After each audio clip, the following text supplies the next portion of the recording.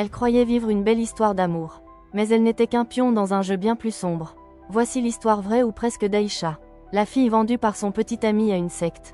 Aïcha, 23 ans, étudiante en droit, pleine de rêves. Elle rencontrait Daniel dans une petite librairie du centre-ville. Il était gentil, cultivé, un brin mystérieux. L'homme parfait. En quelques semaines, ils deviennent inséparables. Mais ce que Aïcha ne savait pas, c'est que Daniel menait une double vie. Depuis l'âge de 16 ans, il appartenait à une société secrète.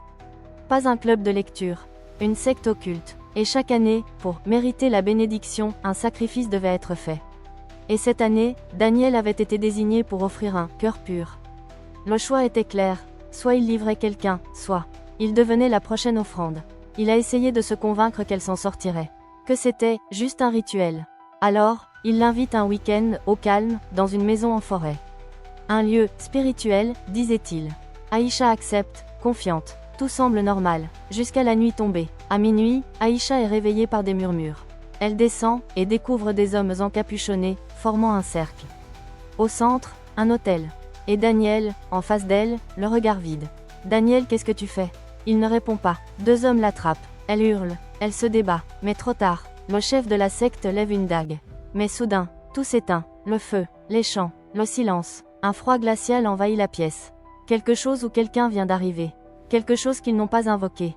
Aïcha profite du chaos. Elle court, pieds nus, sanglante, épuisée, mais vivante. Elle atteint enfin une route.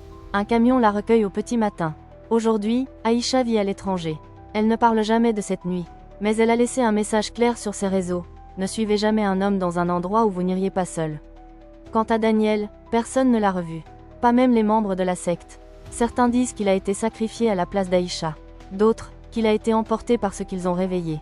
Alors, pose-toi cette question. Jusqu'où une personne peut aller pour sauver sa propre peau et, si c'était toi, tu ferais quoi? Abonne-toi si tu veux d'autres histoires vraies, sombres et mystérieuses. Et surtout, méfie-toi des apparences. On se retrouve, dans l'ombre.